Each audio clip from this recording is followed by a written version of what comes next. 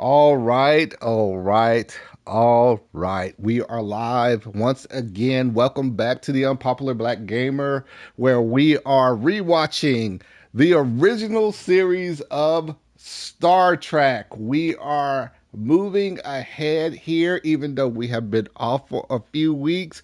We'll discuss that in just a moment, but I would be remiss to not introduce my boy, my ace Boon Coon, who's been with me since day one. Patrick, say hello, sir. Hello, everyone. I don't actually know what that second thing you called me was, but appreciate it. The sound, the emphasis, and the positive tone sounded like okay, this is a compliment. It is. Granted, like that's like a very old reference from like the '90s. I'm kind of dating myself here. Okay, that's probably why I don't totally. I mean, I should remember more of the '90s, but the '90s references are getting a little spotty nowadays. They are. They are. They are. Yeah, Especially as we I get was older. trying. Yeah, I was in the gym and someone brought up the Sinbad movie, House Guest, Oh and I wow. remember.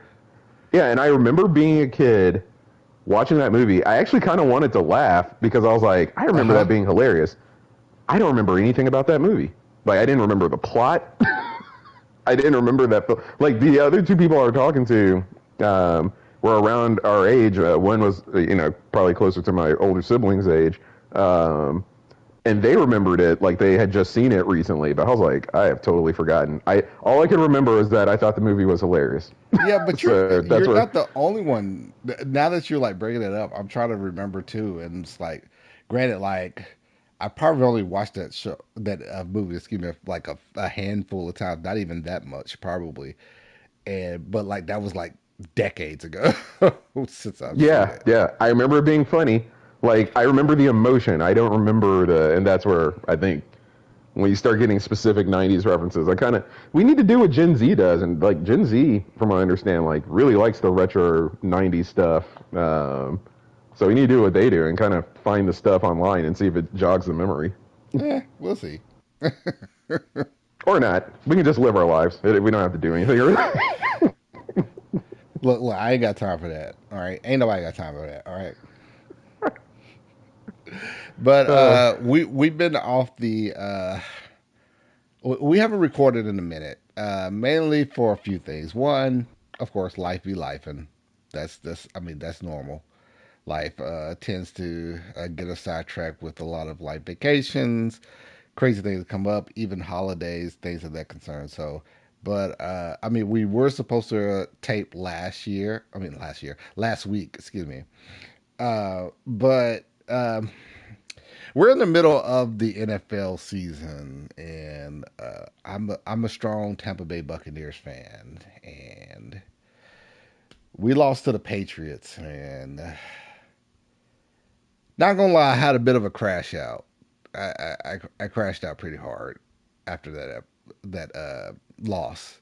So we went from yeah we're gonna do this to yeah this is not gonna happen. So uh, oh yeah, I was fully prepared to record, watch the episode, had everything, and to defend yourself a little bit because we don't want the folks thinking like there are other things going on. Like it was there I was mean symbolic yes, a yes. symbolism to that, so it wasn't just that. But hey, you're bouncing back. It wasn't their day to day either, and you're out here. When they get back healthy, they'll be fine.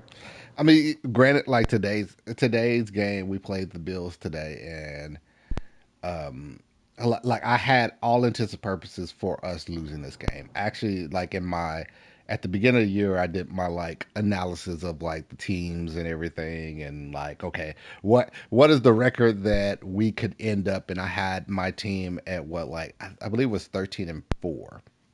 So only Mm-hmm. like losing four games, and we are at like four games lost at this point. But however, the Bills was our third loss on on my board. So uh, we at least got one more good loss within us. But I know this is a Star Trek podcast and we're talking sports right now, but like I would be remiss to not point out the fact that my team is very injury riddled, and that's the main reason why they're not playing at their best. So, anywho, And my team is the Tennessee Titans, and that's all I'm going to say on that. Google it yourself, people. I'm not talking about them online. aren't they playing well? They're playing well this season, right? They're, I said I'm they're not talking about it. oh, okay. Well, okay. Well, I guess Except I will say this. I will express my unabashed support for Cam Ward.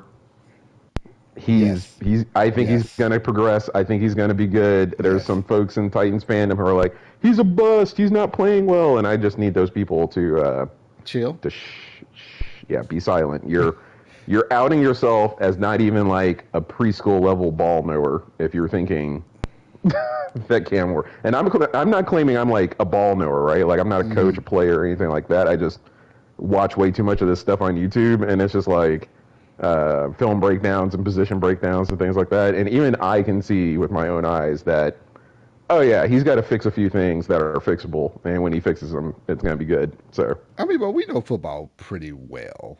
I mean, we may not be actual coaches within the league or actual players within the league, but we know football pretty well. To say when they're not doing well, or if a player is actually better than what people think that they are, it's like, okay, tell me you don't know football without telling me you don't know football. exactly, and that's where I'm at. Yeah, we're smarter than the average bear when it comes to football, and people out here who are like, Cam Ward's a bust. We should have stuck with. If you say we should have stuck with Levis, then I'm gonna consider maybe you have some racial biases Oh, 100%. What? in there. But if you think Cam Ward is a bust, then you don't know ball. So, and just enjoy it for entertainment, and please keep some of your opinions to yourself. All right, so that's our football tangent there. We're, Yeah, we're good gonna. episode. Thank you everybody for coming out. Oh, sorry, we gotta do something else. Oh, yeah, that's right. All right. Oh, that's. Oh, we're supposed to be like talking about this rewatch of this episode. Okay. Spoiler alert. It sucked. Thank you for coming out. We're done. I do have. If you want to get into the episode a little bit without getting totally into it yet, I do have a couple notes that I thought was interesting. That is kind of well, outside of the episode. well. Let's do this the correct way. Let's do this correct way. We're Okay, burying the what's the lead correct here. way? All right. All right. So this is episode 2 of our unpopular rewatch of the original series of Star Trek. So episode 2 is entitled The Man Trap. And this is the very first episode to ever air for Star Trek, period. So last week, well, not last week, last time I should say, like what, 2 weeks ago, we Yeah. did the review of The Cage, which was supposed to be the original pilot for Star Trek. So, and we determined that, well, not determined, like we know that that was not the very first episode of Star Trek to ever air because of a lot of situations dealing with the network and them feeling like that wasn't a viable episode. So, episode 2 is the actual first episode that aired for Star Trek and what Mm-hmm. launched all of Star Trek. So, Yeah. and you said you got some additional information in regards to this episode that you want to bring up that doesn't involve Yeah. our Well, in the middle of the episode plot. I wanna I wanna just like double down on what you just said and also what you spoiled. It's like it's amazing to me that we have Star Trek after watching this critically really for the first time and thinking Hmm. about the fact that this episode sucks, but it kicked off the whole series that's still going to Well, today. Like I joke that it sucked. Okay, I don't necessarily. I'm not necessarily saying that this episode sucked. So I do want to throw that out. it's not. It, we'll get to it. We I will. will spoil a little bit, but I'll say it's not bad sci-fi. But there's some stuff that goes on in this episode that I'm like, what is going on? Oh yeah, Um, there's a lot of that. Okay, super side note. I don't know how I get information like this so late, but apparently there's a Star Trek convention in Chicago going on, and Christina Chong's going to be there, so I need to book my flight, I guess. No, I'm just kidding. It just popped up on my Twitter feed as I was scrolling here, so Hold on. yeah, I guess we're going to Chicago. Go When is support. this? And do I need to find some money? I know, right? It's too close. It's in 6 days, so I don't know what that Oh, flight would well, cost. damn. Okay. Yeah. So that's very much aside, just because I follow Nana Visitor on Twitter, Hmm. and yeah, she just tweeted out that she's going to be at this thing. So there you go. What I really wanted to say is, are you familiar with Mike Sussman? I am not. I want to say I He should was, be. yeah, I mean, depends. I mean, our nerdiness knows no bounds, but we're not going to know everybody's name. Hmm. Um, he was a writer on Enterprise. He's the guy that is pushing the network to make a Star Trek United series about the Federation and bring Jonathan Archer back for it. And unrelated to this, I was watching him on a podcast because our nerdiness knows no bounds, and he mentioned something that I don't know if I ever knew, and if I did, I totally forgot it. In the first 18 episodes of the original series, Hmm. the Federation is not a thing. Yeah, The Federation is a retcon. they don't talk about the Federation. That is correct. And you said first 18. Yeah, the Federation, like, he said that not only do they not talk about it, it doesn't actually get invented by Gene until like 18 episodes in. Oh wow. Like, it's literally not a thing right now. Like, it's like the way that they're writing and talking about it, it's supposed to be like an Earth-based thing, but I guess at some point they were making it, and they're like, I guess that doesn't make sense. Um, that it's just solely Earth with what we're doing, and they create the Federation. That's crazy that that wasn't something that was originally thought up, nor was in Right? the plans of being talked about, or even like fleshed out just a bit to even discuss. Wow. Normally stuff Yeah, like because this, like in newer television episodes of anything, like a lot of this stuff is kind of flushed out before everything airs. yeah, they build out the whole world.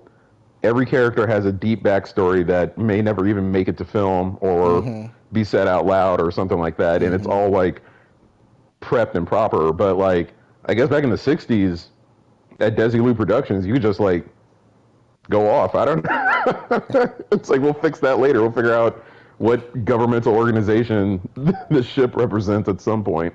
Well, I do know that this was, this was a limb that Gene Roddenberry went out on to even Right. push this. So I think if he had all this stuff fleshed out and he would have like presented this to the networks, they would have probably turned him down outright. If I'm being honest. And I think there's something to exactly what you're saying. Like, why put in all the work if I don't know if people are going to pay me to figure this all out? That's true. Right? That's true. Like, no. So I totally get how it happened. It's just funny to me. And I listened for it in this episode, and there are moments in the episode that we will get to where they were trying to refer to like why they have to do certain things, and they're like, we have to do it by the book, and because this is the rules. They don't like say like, Why it's the rules, or what, who created said rules, or yeah. what entity So, we are a part of that created said rules. exactly. So something to look out for in the next 16 episodes. Like, they're going to be referencing rules that like actually there's no governing body to tell them what to That do yet. that is actually a really good point to point out. I appreciate you for bringing that up. Anything else No that problem. you came across? No, that's it. I can start going through the plot points if you want me to. Okay, yeah. Let's go ahead and start the full recap of episode two, which was supposed to be episode one. Uh, all right, this is going to get confusing at some point, but There are like, two pilots, one first aired episode, one first episode. Yeah, but Star Trek fans, if you're a Star Trek fan, you know, you know. And if you're not, don't worry about it. I guess that's why you're here. We can teach you. All right. Exactly.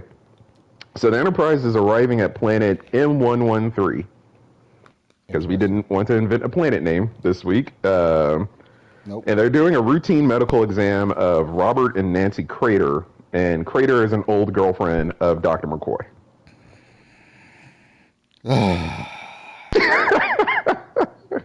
I'll keep going for the moment. So McCoy, Kirk, and Darnell, who is obviously the cannon fodder for this opening scene, blue Crewman shirt. Darnell. Crewman Darnell. They even said crewman. Mm-hmm. They go down and meet Nancy, Mm-hmm. which is going to go great. McCoy and I'm, Nancy. I'm not saying anything right now. I'm not saying anything. Okay. I'm holding in. I'm not saying Okay. anything. McCoy and Nancy, they have a moment. You know, a bit of an inappropriate moment, but everybody's there. And everyone gets introduced to her, but they all see Nancy differently. Okay, so here's my issue.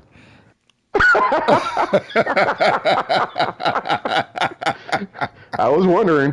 I was trying to hold it in. Here's my issue. So they all see uh, this woman in different ways. McCoy sees her as the girl that he dated in the age that she was when they last saw each other. So she looks, from what he said, what, 25? Yeah. Um, Kirk sees her and he sees gray in her hair, so it's like she's like probably in her 40s, 50s or whatnot. Uh, Stop right there. Okay. Because they actually make a mention later in the episode. I'm not sure when it's going to pop up in my notes that it's only been 12 years.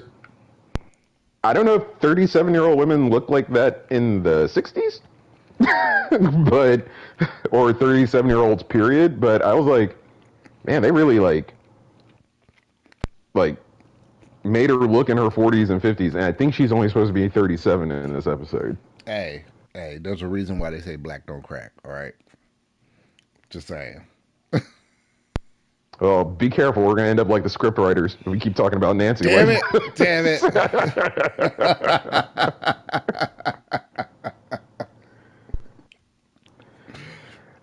so, yeah, So go okay, ahead. but like my biggest thing here, and like we'll probably hit on or talk on this more as the episode goes along, as we talk about the rest of the episode. But it was weird to me that in this first scene they see them all differently, because even Darnell, crewman Darnell, saw her as this blonde young woman that he used to know from way back when, which was weird to me because as the episode goes along, it looks like that the entity can Yeah, the like creature. either shapeshift or make people think that they look a certain way, but they don't do this whole, oh, you see them differently, you see them differently, and you see them differently later in the episode.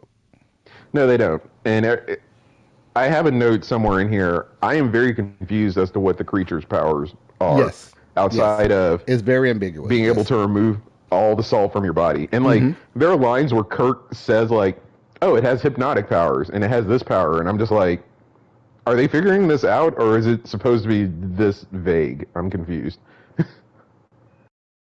And then there was such a strong emphasis of, hey, we're going to this planet to do this mission, but hey, McCoy's going to meet an old fling that's married. Huh, huh, huh, huh, huh. Yeah. Mm-hmm. Mm-hmm. And there also, can we talk about the setup for a second? Yes, I, we sure can. it's first off, it being planet M113 is Mm-hmm. wild to me. I'm like, why doesn't it have a name? Like that bothered me from the beginning.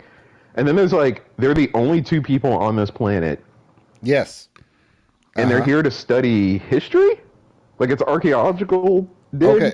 I did not pick up what they were studying.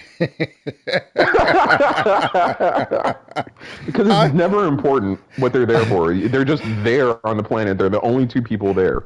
I missed that completely. But like also at the same time, even if they were just studying the planet, I feel like two people, one of them being the actual scientist and the other person being just the wife of said scientist, was not enough to do this study. Well, and also, Am I wrong? like, they're there to basically give them both an annual physical, Well, right? Like, well, that's the mission. They sent the whole Enterprise well. to. They did say that it is part of the rules, even though they didn't say this is like Federation rules, Federation regulations started. They said regulation such that any scientific team needs to have like an some type of annual physical. Okay, I'm gonna say this knowing good and well Mm-hmm. because we Mm-hmm. just talked Go about it. They ahead. didn't have everything figured out, Uh huh. so I'm not holding it against them. That this is ridiculous by what we know about modern Trek now, but it's like, so you couldn't send a medical ship, a science ship, a shuttlecraft. You couldn't. You sent the Enterprise to do this. Why was this so important for the Enterprise to do? They were in the area, Patrick. No, they. Duh. Well, so later on, they're gonna get bothered by someone who's waiting for a delivery of chili peppers at a That, star base, and that I'm was like, hilarious. No, that was hilarious right there. we'll get to it. Before we get to it, though, I need to call out this crewman Darnell. Corbin Oh, Darnell. I gotta say this. I'm sorry. Corbin uh, Darnell was horny. He was horny with the capital H, full word capitalized. Like he saw this woman and was just like, I need me some of this. Seriously. It it was the which, craziest look for anybody on TV to give another person. and let's keep in mind two things real quick. Uh-huh. One, this woman is married, Number one. and Number the one. only other person on this planet is her husband. So it's not even like Yes. you can like disguise your intentions or whatever if you were to go after this married woman, which That was whatever. number two. Uh-huh. Number And three. number two, no, no Oh no, no, yeah, that yeah, was all number one. yeah, that was number one. And Mm-hmm. number two, he's doing this at work with not just like I could kind of get like maybe if your commanding officer on this away mission was like an ensign or a lieutenant junior grade or something, but Patrick, it you're don't at matter. work It don't matter. with it doesn't. But I'm It doesn't like matter. I'm trying to like If I'm hoarding, I'm hoarding. this is Go. the captain of the ship and the chief medical officer, two of the most important Oh, people in the ship. oh, let's not even point out that the chief medical officer also had some type of relations with this woman at some point in time. Let's not even point that out. Let's She's like married, and the 100% married. Mm-hmm. chief medical officer is trying to make her a side piece a little bit Uh-huh. outside of this relationship, and So, now you're trying to side piece the side piece. Like, and you are a crewman. You're not an ensign. You're not a lieutenant junior grade. You're not a lieutenant. You are not a lieutenant commander. You are not even a commander. You are a crewman. You are you sleep. enlistee. Right. And here's the thing: he look he looks at this woman, Mm-hmm. and it looks like a girl that he used to know. Which I'm going to get into that. That's going to be Mm-hmm. thing number 3 real quick. And the inside thoughts are said outside, Mm-hmm. like even if you're like in that position and you just got horned up because of someone you saw, and your boss's friend who's also one of your bosses is around, you could also just not say anything. You could just say, Just oh yeah, it's good to meet you. just keep it completely to yourself. Yeah, No, exactly. he was ready to risk it all, Patrick. Risk it He was ready to all. risk it all because, and this is thing number 3 with him, because she looked like a girl that he had been with on, and I went back and listened to the name of this. on a place called Wrigley's Pleasure Planet. Oh, it was definitely Riza. Oh, No, no, no. that was It would be Riza if this episode were written today. What he said was Wrigley's Pleasure Planet. That was the name like of the planet he went to. like Ripley's Believe It or Not. Yeah, like Wrigley, like the gum, or That's or like where the hilarious. Cubs play. That's hilarious. He went to a brothel, and this Yes, woman looks like one of the women at the yes, brothel, yes, and then that made him say out loud to yes. two of the To biggest his commander, superiors on the ship. his Yeah, commander and chief medical officer. Yes, and he's a who's the crewman. chief medical? Once again, he's a crewman. Once again, He announced. need to He point this announces out. This is as a this is we can't stress this enough that he's a crewman. Keep going. he, he announces to them, A, I went to a brothel. B, the chief medical officer's ex-girlfriend that he still has a thing for looks like a girl that was there. And C, I want to hit. I'm sorry. I'm sorry. If anything doesn't constitute this, like this definitely is a You betrayed your uniform! like. I was like, what is this dude doing? It's like, bro, STFU, shut up. Oh my god. Oh, And look, for the record, I'm not anti SWs, S workers, like anything like that. I'm just like, this dude Not in at this all. context Not is at all. wild. He's wild. it was just crazy because this is like, I mean, but granted, like, okay, all right. Let me put on my serious cap here, okay? All of this happens before the main theme song plays. Very well before the actual title screen comes up. I would be remiss to say that Gene Roddenberry wanted to point out a future where stuff like this is just common. Like there is no like anything that's like against sexual workers or like anything of that particular profession. Like this was something that's like kind of a common thing. Everything's considered consensual and everything, so there's not like no craziness like people essaying or anything like that. So I would be remiss to Yeah, not point stuff like that out. I think he's right to not get judged for it. I don't think he Yes, did anything wrong. It's just the, it's still like you're this is at the work, '60s. dude. This is the '60s, the late '60s, and this is the beginning of the very first episode of this series. I don't know how many hours of Star Trek have been filmed and broadcast at this point, but yes, this was in the first 10 minutes. Within the first 5 minutes, what am I talking about? Of any Star Trek, anyone that didn't work at Desert Loop Productions ever saw was Crewman Darnell, fully.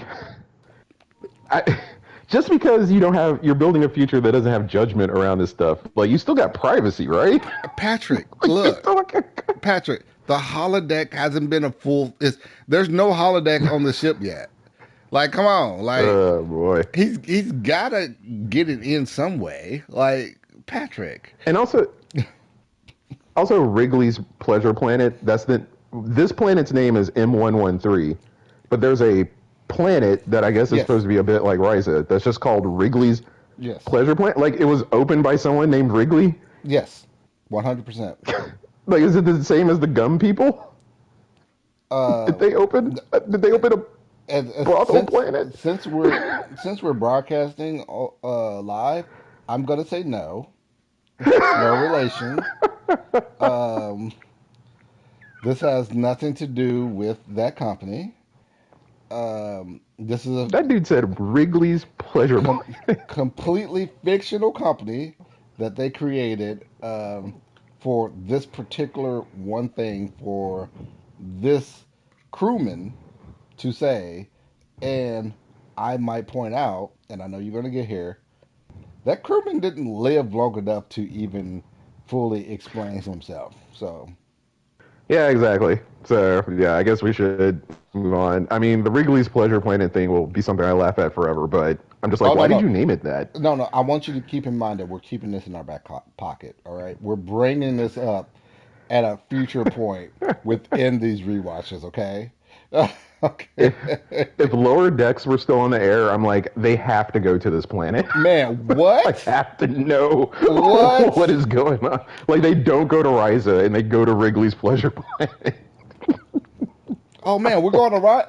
Like that joke, like completely creates itself. Like, oh man, Mariner, we're going to Raza. No, no, we're not even close to Raza, but we are close to Wrigley's Pleasure Planet. And then like they just show like all types of crazy and wackiness that happens on this planet. If they bring it back for one episode, I needed that one. I would love that. I would so love that. Okay, during this incredibly awesome conversation that they're having, Kirk is like seeing Nancy and Bones have a moment, and he's Hmm. like, "Well, first they kicked Darnell out. Oh They no, told yeah, Darnell to yeah, yeah, leave." yeah. His horny ass had to leave. Like crewman, you are being very inappropriate to Dr. McCoy's ex girlfriend, who he still wants to bone, um, And is married and is married. Um, to the so one other man on this planet. the person that we're actually supposed to come and do a physical on, by the way, the physical wasn't on her. I do want to point that out. The physical was not on her. It was specifically for the doctor. It was, but McCoy says at some point he'd rather. Oh, yeah, I got it here in my note because Kirk tries to leave after they kick Hmm. Darnell out for getting too bricked up, and Nancy's like, no, you stay. And then Bones is like, I'll examine both of you at the same time. So he's going to examine both of them because I think there was some conversation where it's like, well, I guess I could examine you now, or she was like, you can examine me now, and he's like, no, I'll get you both at the same time, which he totally doesn't do later, but whatever. Oh, 100%. So Nancy leaves to go get Bob. She calls him Robert, and this lures Darnell away. No. Not just lure Donnell away. Granted, like she did do some like really enticing like maneuver for the '60s that like screams, "Hey, follow me." But Darnell doesn't even like think about it. He he is like, "Oh, I am getting me a piece of this. I don't care what my captain says." You know, it's been a journey for me, but I consider myself now fairly confident around women. Uh huh. I don't think Yep. there's any way in this situation where I'm at work Yep. with a married woman that has Yep. a romantic interest in one of my bosses, Yep. that I see this as like, oh yeah, this is my time. Oh, and her husband's the only other man on this planet that didn't show up Yep. here with me, Yep. and he's around here somewhere. He's Yeah, around I'll here just follow her off into somewhere. there. Hmm. I, you know, I'm not, I was about to say Darnell deserved it, but that's too harsh. He did. He did get murked. He did get murked, and I do want to point out for the unpopular explorers. So I came up with the idea during this episode. See, this how this is the very first episode that Light broadcasted for Star Trek, and there's this running joke that like red shirts get offed like just about in every episode.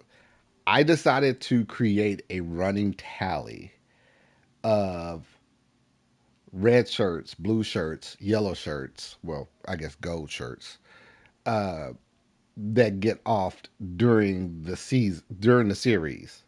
So I'm keeping a running tally of those passings. So Yep, good Darnell's number plan. one. Darnell's a blue shirt, by the way, which is kind of crazy to me because why did you need another science division officer with you for this? I don't, Annual physical of two people. yeah, when the doctor could have just did this by himself. It wasn't like he was a nurse or a medical Yeah, assistant or anything like that. They really didn't say like what part he was in. All we know is that he was just a blue shirt. and extremely aroused Oh, extremely. and has Completely no judgment. completely bricked up. Not even paying attention to the fact that he could be court-martialed for disobeying captain's orders. By the way, because he can completely well, I guess you could say he didn't, because captain just told him, wait outside, and technically he was still outside. Technically, it was. Well, anywho, she leaves, lures Darnell away, and then Robert, Bob, Dr. hmm Crater, comes in hot. He asks for salt, and then tells them all to leave the salt, and then GTFO. Um, Bones, of course, argues with him a little bit, and then Crater starts to calm down, and Oh, then Bones is like completely heated from very first moment he sees him. Because all he's thinking yeah, about, all Bones is thinking about is, you got my woman. The woman that I'm supposed to be with, you got her. So well, and I think whatever like power that I have over you, I'm going to use that right now in this moment. it's that, and also Crater's like, I don't need any of you people except the salt that you have, and then you can all go. You're all worthless anyways, and you should be leaving me alone. Oh, And that's when they start. he is being a complete a hole, but I mean, keep Yeah, going. and that's when they start with the whole like, hey, we have to do this by the book. They're not mentioning anything about the Federation. Wouldn't they have loved to have had the line to be like, well, the Federation requires us to check on outposts like this? That But would no, they're be like, that would be a great line.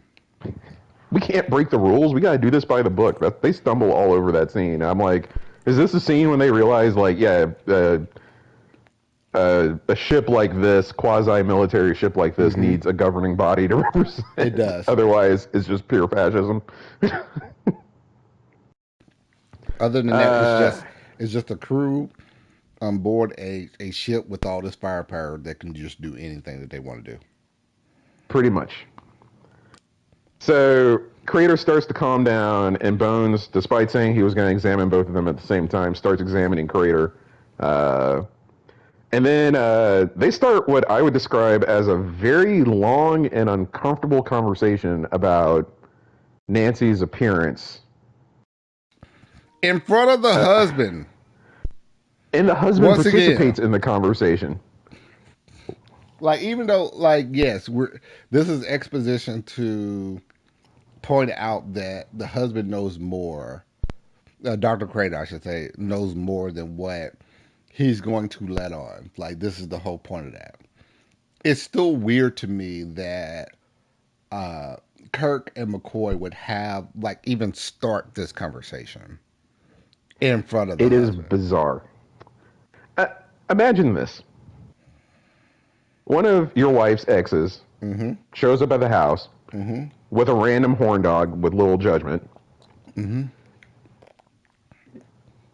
Before you even are there, they have a conversation with her of like some unknown topic to you. You Mm-hmm. show up after she's left with one of them, and then you all have a conversation about how attractive she was in different stages of her life and when they knew each other, and how much you still have, how you both still have affection for her.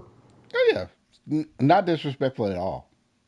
Not even least bit, Patrick. I don't know what you're getting on about, or what you're touching on. Like, I would just I feel have this. like I would just have this conversation regularly, not getting upset, not being pissed off, not even telling them to get the hell out of my house. Not at all. This is a regular conversation, Patrick. I'm not understanding where you get that. a regular conversation you're having while the Mm-hmm. horniest member of the people who are visiting you has left with your wife. And he's pointed out that this reminds him of some girl that he knew way back when. At a brothel. On such and such pleasure planet. Like this Wrigley's no. Pleasure Planet. which is like I guess would be like Reno, Vegas for us. No, Reno, Nevada for us. Uh, uh, like This is an insane conversation. it is a complete. I'm trying to find the logic here. I really am. I'm trying to find a way to make this sound like, oh yeah, this could be something that was normal. No, it's not normal, not at all. Nah. And in the midst of this conversation, her husband says something like, well, it's good that you guys did stop by. I mean, I don't need friends to stop by, but at least you showed up because women need people to show up. You know what I mean, Beast, Yes, right? yes. He's like, I'm a loner. I'm a loner. I'm fine with being like by myself. But women, these women, you know how they can be. You know how they are. They gotta be around other people. Ha ha ha. These women, nudge nudge, wink wink. It's like, Yeah, wow. Like here's the 60s sexism like coming out full bore here. yeah. I was very uncomfortable during the scene. The whole time I was thinking, I'm like, there's something about Salt Monster in this episode, right? Yeah. Yeah. It's like, let's get to that. Well, speaking of, McCoy is about to use a tongue depressor. I noted that to check his tonsils. I thought that I was was like, funny. I thought that was really hilarious, by the way. All this where did that? technology, and we're just going to use a tongue depressor when I your can't. scanner can like scan any of and all of that. So McCoy, at this point, is considered more of like old school type doctor. Very. I can't. I don't even think that would be. I mean, unless I guess I had tonsillitis or something that they had to check out. I can't Yeah, remember the last time a but doctor even even then, used. like the scanners could like point that out. Yeah. No, I'm saying like today, like in 2025. I'm Oh, like, I don't even yeah. remember the last time a doctor used a tongue That's true. depressor. That's true. Like most of my doctors don't even use a tongue suppressor unless like my tongue is just getting in the way of their view of what they're trying to like see within Yeah. within my the back of my throat. Yeah. So, haven't had bad sore throat in a long time, thank God. So, Count your blessings. anywho, indeed. Nancy screams, and surprise, surprise, Darnell is unalived. Darnell is gone. Darnell is done. Like this is what happens, people, if you just follow what your little man says. All right.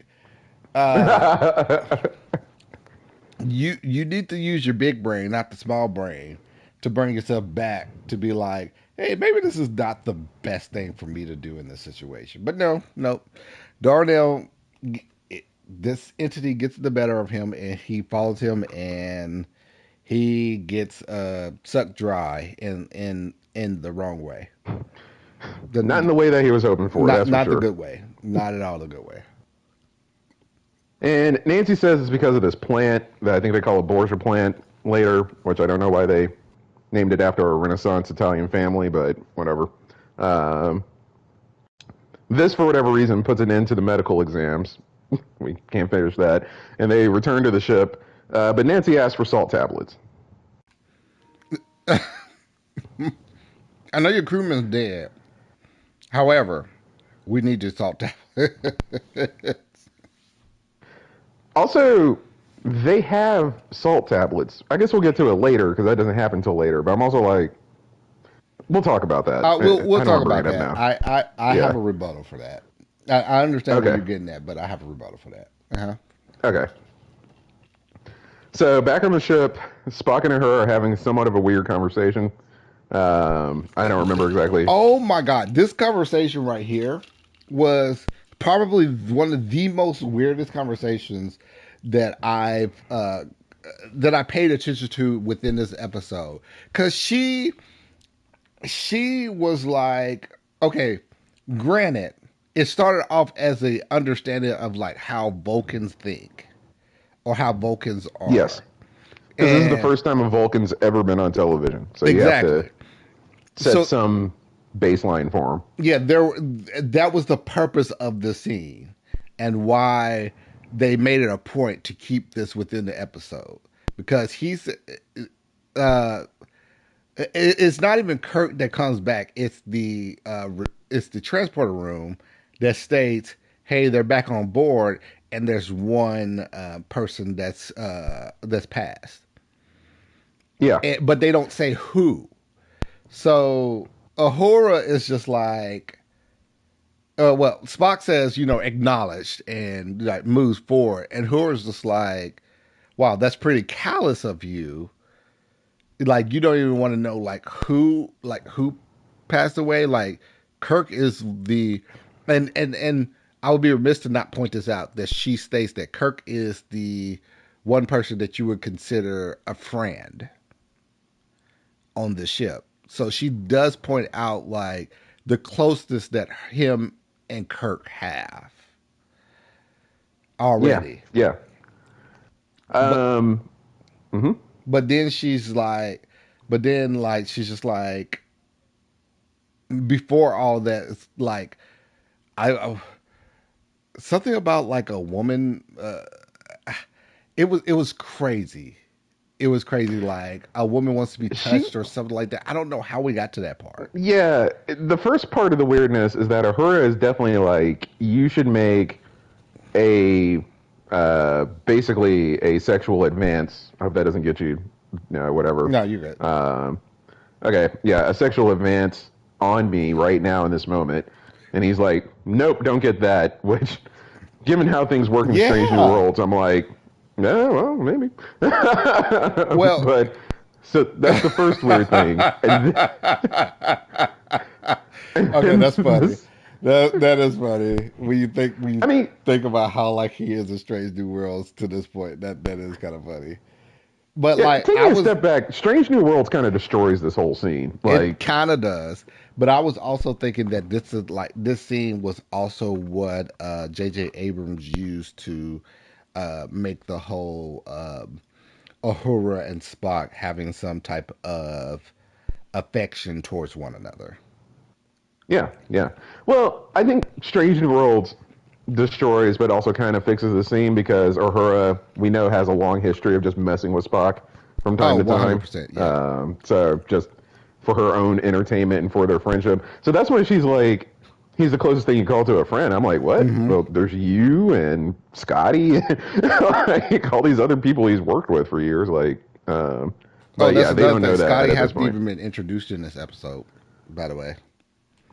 Oh, that's a good point. Scotty's nowhere in this episode. Because Sulu's in this episode. Um, I think the one thing that kind of redeems this and what they're trying to show is that he's logical to a fault to a certain extent, but then he gets mad at Uhura for suggesting that he doesn't care who didn't come back. So also showing that he does have the emotional side um, a little bit because he's Yeah. clearly annoyed at the implication that he doesn't. And so like it's good to set up that dynamic that the Spock is logical. The Spock is also a bit emotional. It's the Yeah. balance that's within him. Not in retrospect, in the future, it's going to be weird that Uhura is the one that says all this, given that we now know that they've known each other for God knows how long at this point. But yeah, they set the stakes with these two strange conversations. They're still weird conversations at the end of the day. Okay, so, and I do have in my notes for this particular area that someone says attractive young lady. Uhura says that because she's like, Mm-hmm. I think she's saying like an attractive young lady, call me an attractive young lady or something like that. Yes, Like yes. she's trying to get him to flirt with her for whatever purpose. I think maybe just to mess with him. I don't know why. And I did put in like this is the first look at how Vulcans treat emotions as well. Right. Okay. So, do you want me to keep going, or did Yeah, you go have? ahead. Go ahead. I'm good. Okay. So the Borgia plant is poisonous, but it wasn't the cause. The instruments can't pick up what's going on, and Kirk like just snaps at McCoy Oh, to the point where I was 100%. like, I thought they were. I was like, I thought they were friends. What's? They fix that later, but like, he does get like really ticked, and I'm like, Yeah, but that's still okay, he's still the captain. Like, He is, but at this point, he's been through a lot. So I mean, I Yeah, get but like, McCoy only keeps thinking about like this young oh, woman, that's and true. he's like, dude, I want to know what the hell happened to my crewmen. Like, I care. Lock in. You We know, need to solve this. that's basically what he's saying. Like, dude, like my whole point is to make sure like everybody underneath my command is good and lives to like talk about the next day. This person is gone, and all you're thinking about is this girl. Like, dude, snap out of it and find out what the hell happened. Yeah. So they build in a little bit of a ticking clock because I guess they need to go to Corinth floor to talk about the chili peppers I mentioned earlier. Um, look, Whatever. look, no one gives a crap about these damn chili peppers. And whether they make it to that planet within a timely matter, like they can just freeze these chili peppers and they'd be good. All right. This is the first time anyone's ever seen the Enterprise crew in action. And for all you know right now, they do annual checkups and deliver chili peppers. Yep. Yep. There's nothing in this episode that signifies that the Enterprise is actually important in any way. In a strategic manner, yes. Mm-hmm. Yeah. You're So that's correct. just wild to me. But we don't even know Uh, about the Federation at this point. So Spock says some blah blah about them dropping the number of shipments that they need mm-hmm. for stuff, which I guess is like a sign that somebody's not eating food anymore, I guess. um, and Kirk gets, I mean, it's a clue, right? They're cluing into like Nancy's not who she says she is, right? Yeah. Um, and Kirk gets called down to sick bay, where McCoy has figured out that Darnell has zero salt in his body. And then Kirk apologizes for being so out of pocket earlier. I mean, Or I guess they have kind of a dude moment where like yeah, McCoy's yeah. like, That would be like the situation like either like I'm your captain or you're my captain and you have this crash out on me and I'm just like, oh, okay, and I move forward. But like later on, you're just like, oh, well, shit, I did come out down on him a little bit too hard there. Like, that was a little bit too much. Yeah. let me make sure to let him know, like, hey, we're cool. I was just like, I was pissed off in the moment and Yeah. needed to know exactly what was going on. Like, so Yeah. that's what I take of that moment. It was a good moment. It was good Mm-hmm. to for them to put in here. Like this episode has like good stuff in it. It has some interesting stuff in it, but it's got good stuff in it. Yes, So, and I as think that far was as one like of those. as far as like character development and understanding like motives of characters and like how they truly are, this episode actually points that out pretty well. Yep. Yep. So Kirk, Bones, and two other cannon fodder crew members beam to the planet and continue to investigate. I don't even know their Cannon names. I don't care what their names. Cannon fodder crewman is probably the best way of putting that. Yeah, and it was what? It was another blue shirt and another gold shirt, I Yes, think. yes, no red shirts. Okay. Yeah, and Kirk starts to pick up on these like salt requests Mm-hmm. that they're asking about. Is this the one where? Is this the part where he like walks over to the thing and pulls out the fact that he has salt tablets, but like they're running out of them, and so we just need salt tablets? So he keeps like, Not yet. Not oh, okay, here. we're not there yet. Okay. Yeah, that's later in the So episode.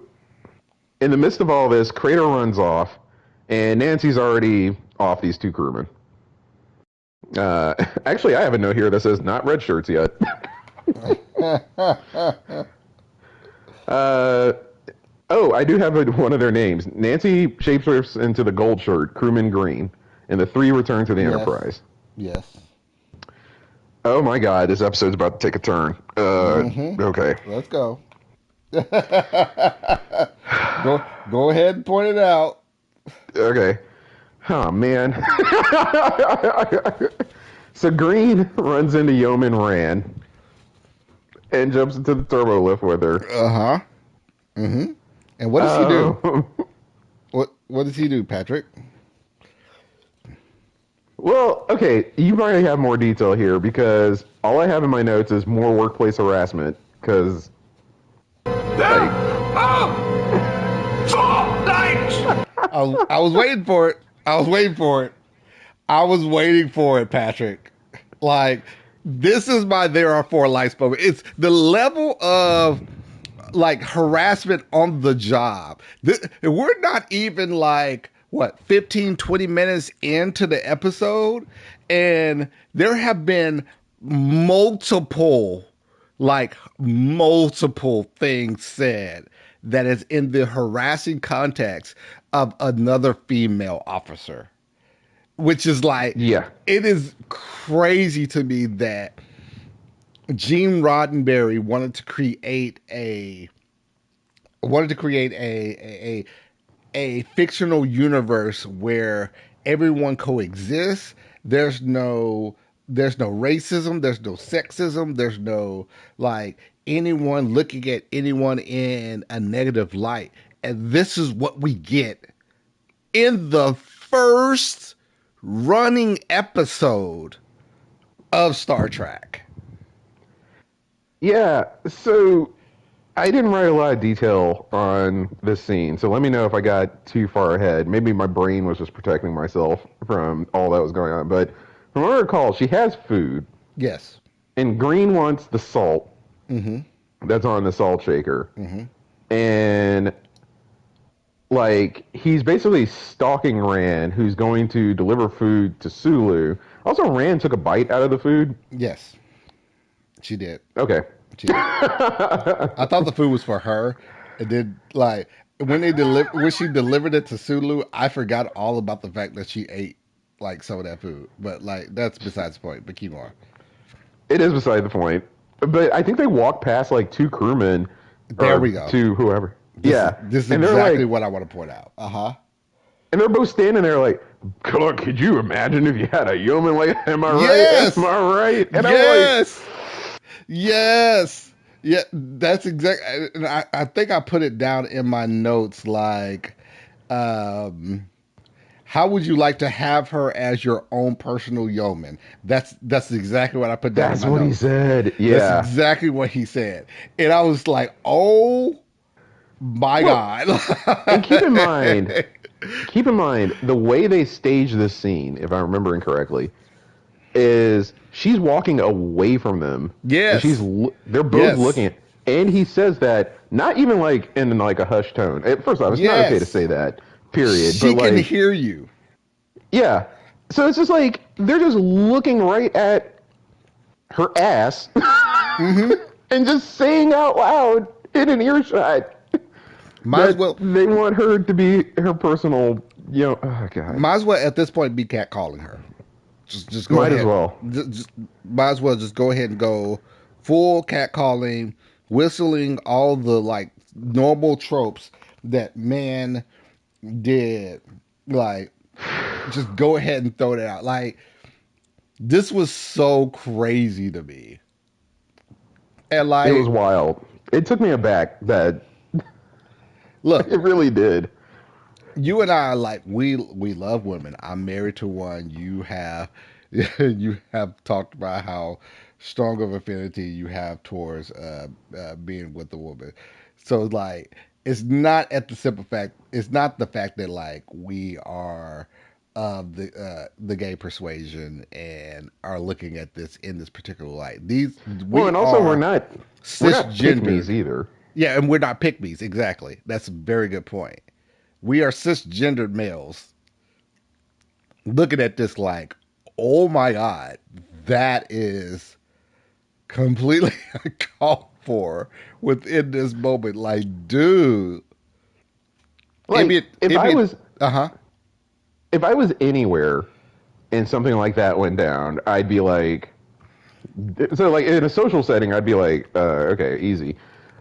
In a work setting where I'm at work, I'd be like, what did you Bruh, just say? Don't rope me bruh. into what you just said. You Yes. said that by yourself. When HR shows up, you said that. I didn't say You anything. said that. I am not even in this conversation. We didn't have like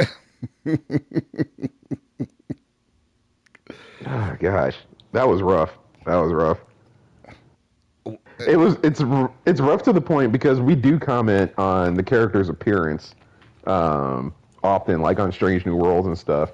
But when there's this much sexism, like in a show, like I'm afraid to say anything about anyone's appearance. Yeah, but the Much, difference there is that like okay, we find a lot of those characters highly attractive, like, and we're not like we're not just like talking about the actual characters themselves. We're talking about the actresses, and we yeah, and we believe that like they are highly attractive women, and like I mean that's just is what it is.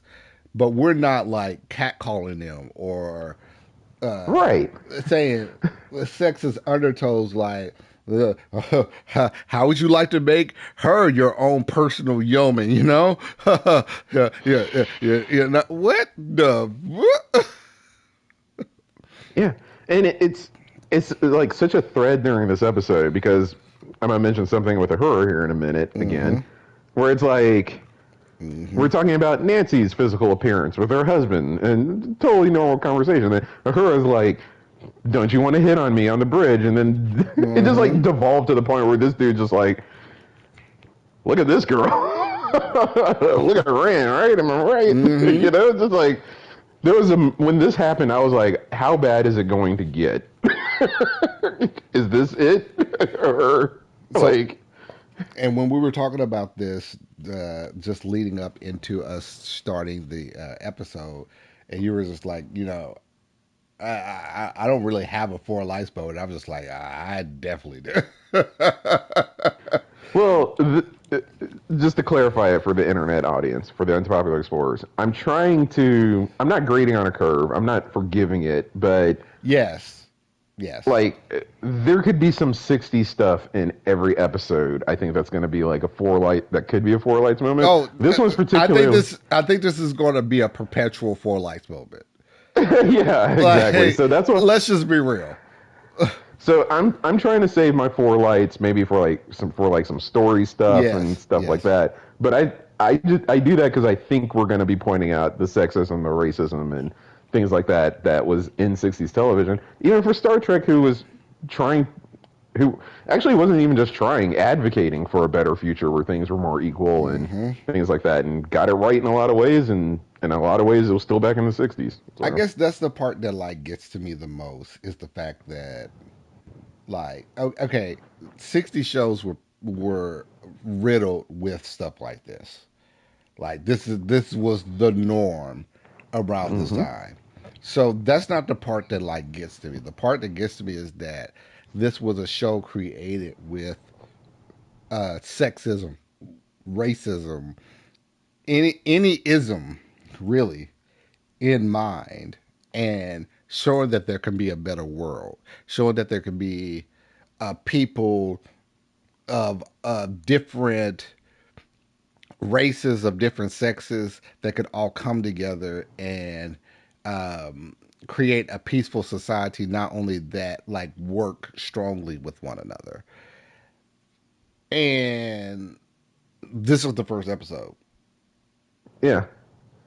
I think we don't need to get into it now, but I do wonder if there was like a maximum limit, not like put on by like Mm-hmm. societal pressure, but just like how much you can philosophize, like project, think in terms of like what a truly equal workplace would look like. Like we're still struggling with that today, right? So I True. wonder if there's like a True. max that you can hit in the 60s, but I also don't want to forgive that because I'm like, well, somebody was thinking. Yeah, I don't know. We don't need to get into that now. We probably could We talk don't. for like 3 hours on that. We don't. But okay, you can move forward. I'm off my soapbox on the four lights moment. Okay.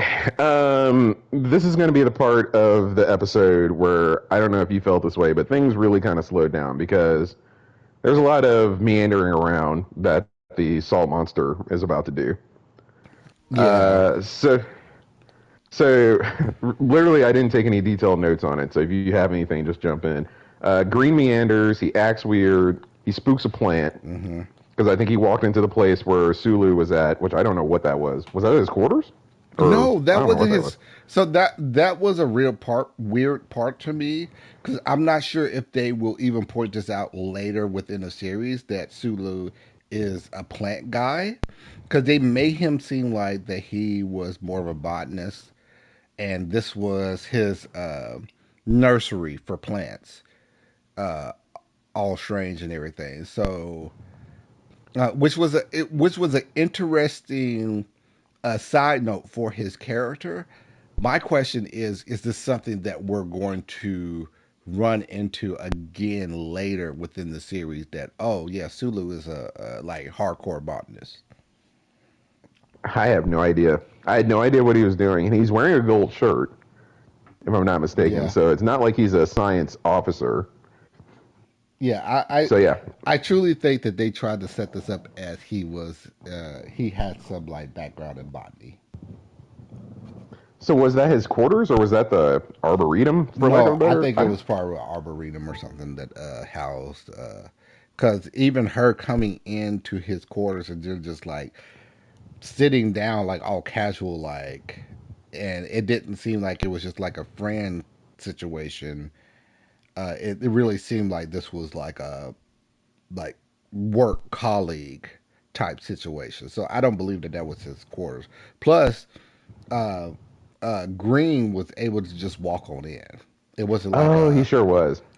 it wasn't like a like doorbell or something saying like someone's at Right. the door and then they say come in. No, he just walked in. Okay. So that happens. He scares a plant. That makes him leave.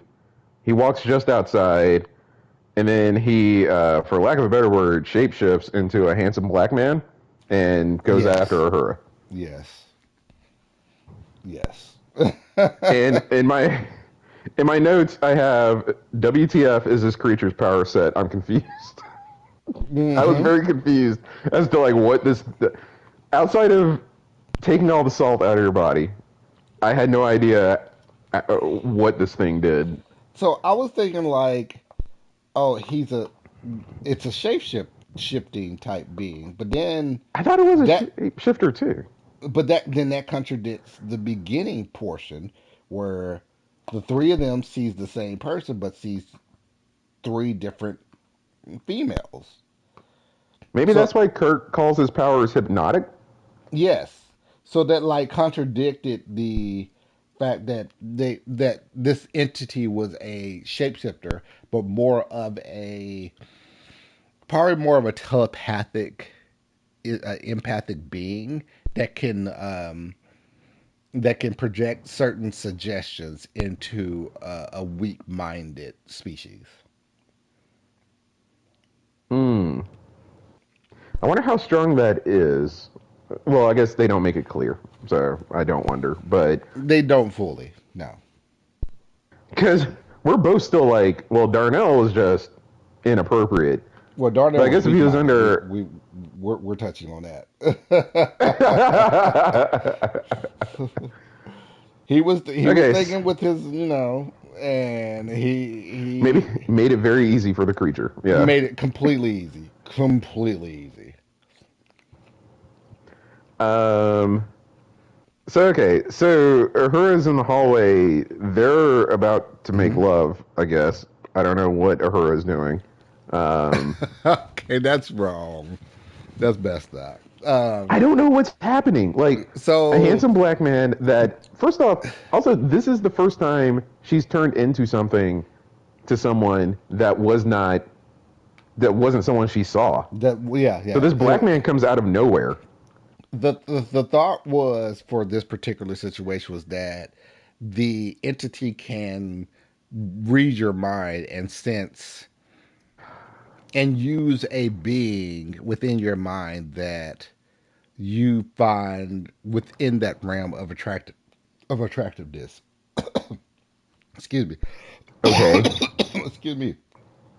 Um, and that it knew what Swahili all of a yeah sudden. with in it was the whole purpose of enticing you to like let down your guard enough for the creature to take a hold of you and do its thing.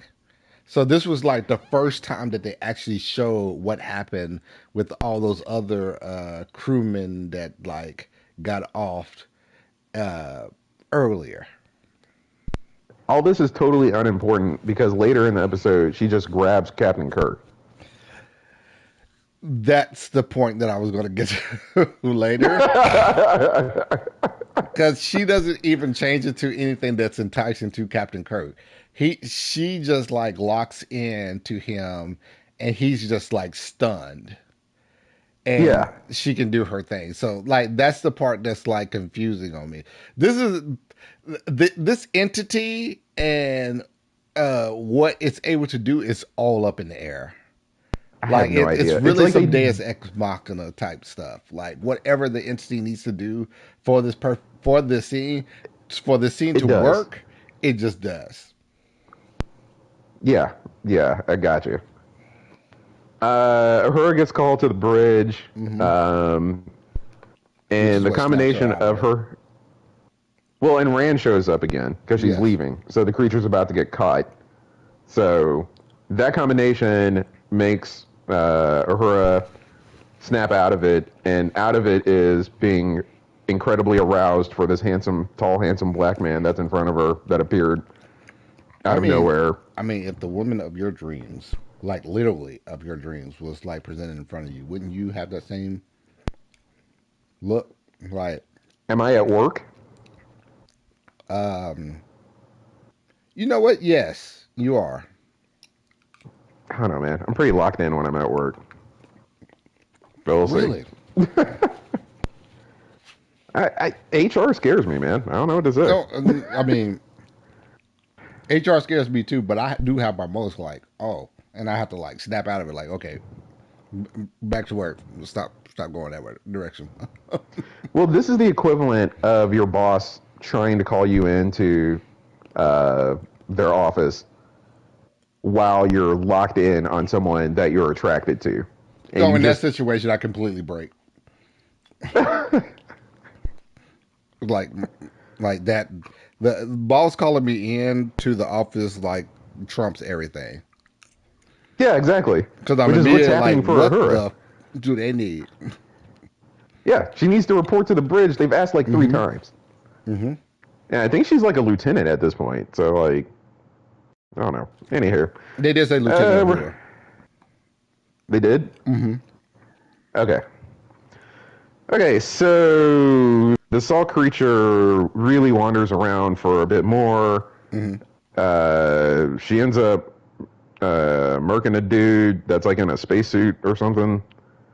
So I am She sad turns. about him, because Okay. I didn't know whether he was a blue, yellow, or a red shirt. So I didn't know what to put his passing down as. What's hilarious is I thought when you said that, like you had like some sort of sympathetic connection to him, not that you didn't know what color shirt he was, because he was wearing something we'd never see in Star Trek again. Oh no, no, I don't care anything about that. That's fantastic. I would imagine that the suit that he was wearing was like an engineering suit, because they always have to go into like areas that's like highly radiated and stuff. So Right. which would make him what, a red shirt? But there was You could no, argue that he's a red shirt, but yeah. you can, but there was no definitive answer, so I didn't put him down. Mm-hmm. That makes sense. So she turns to Nancy and runs into McCoy.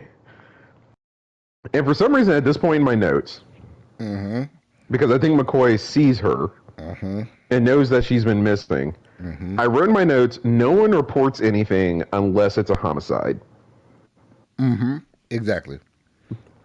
Because it seems like there are several things that could have, like, Rand could have said something, Sulu could have said something, Uhura could have said something, and McCoy could have said something, and no one Okay. says anything. Granted, in each situation, so Sulu and I don't know the young lady that was in there. I guess Rand. that was that Yeoman Rand? That was Yeoman Rand, who had just gotten catcalled. So, Wow, oh wow. Okay, so Sulu and Yeoman Rand, I can I can just wave that off as like, you ever had the workplace banter where one of your colleagues do something and then the two of y'all like look at each other like, what the fuck's wrong with this guy, or what the fuck's wrong with this girl, like, Ah, and you I, just like I, blow I, it off. I agree, but he was acting weird, Oh and the no, plant screamed at him. Like, completely weird. Like it was weird. But there are situations that I'm pretty sure that I can recall from my work that was just like, oh, this person was weird. Like, granted, we've had people that I've worked with that were of that weird persuasion. Those are the main people that I get like really cool with because I want them to give me like the hint if they're going to like do something at work, like for me to stay at home. Uh, that's fair. besides the point.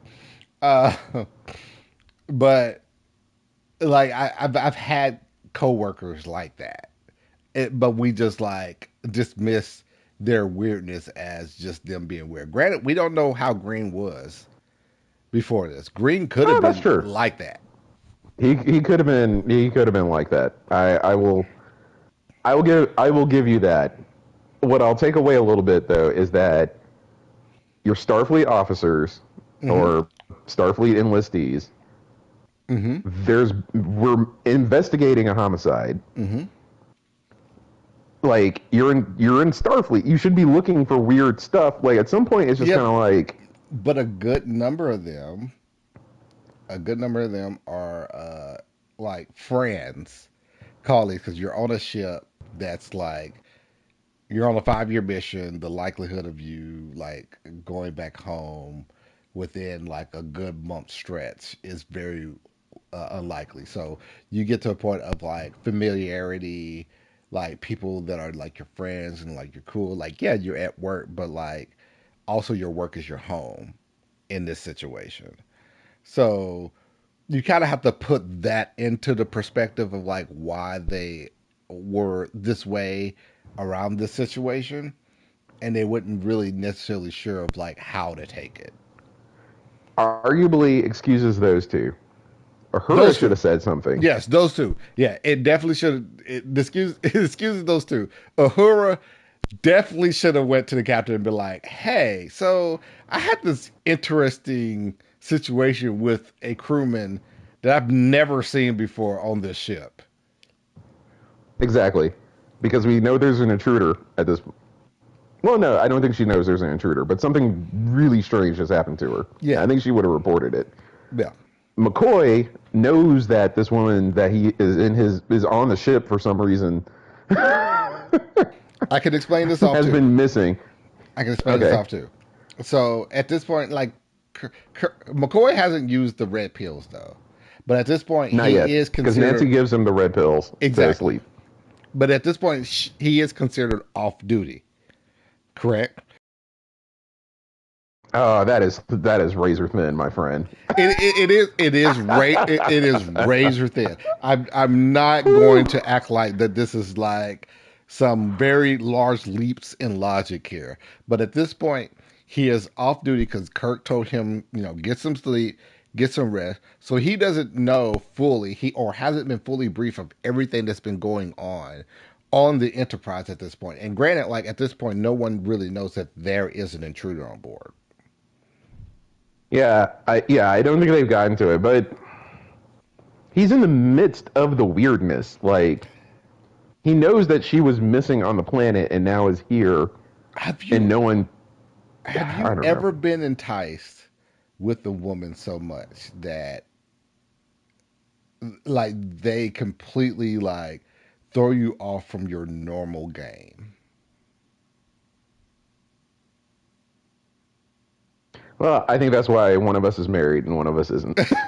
I was about to say like my wife is one of those women, but like I've also had like other women before her that like I was very enticed in. Like there are certain women that you like have like on your pantheon that's just like, and I'm not saying. I'm saying this from my point of view as far as women, but like also like I'm pretty sure there are women that have like males that are in this category, or like other if you are bisexual like or gay, like you think of like the person that you really like, and they're just in this category of the person that got away, the one who got away. Yeah, I got that. Yeah, I guess it just hasn't been in a, I guess I'll say, critical situation, so I don't know how badly thrown off I'd be, but I get what you're saying. That I've had per that happen. that person, if you haven't got to a point of being over that person, that person has a strong hold on you. I hate to say Well, it. that's the thing. I've always been able to move on, so Yes, and there have been situations where I have not. Like, yeah, I at got this you. point before meeting my wife, like I had definitely moved on strong enough, and like my wife is now that person that is, well, not necessarily the person that got away because she's with me right now, but like she is like that strong infatuation. So seeing that person where you haven't gotten over them will it stuns you. It makes you think differently than what you ever will ever think ever. Like you will do stuff that you thought you would never do, and you're doing it, and you're like after the fact, you'd be like, "What the hell was wrong with me?" Yeah, I guess so. I will accept that that's what's going on because honestly, that's how they're writing it.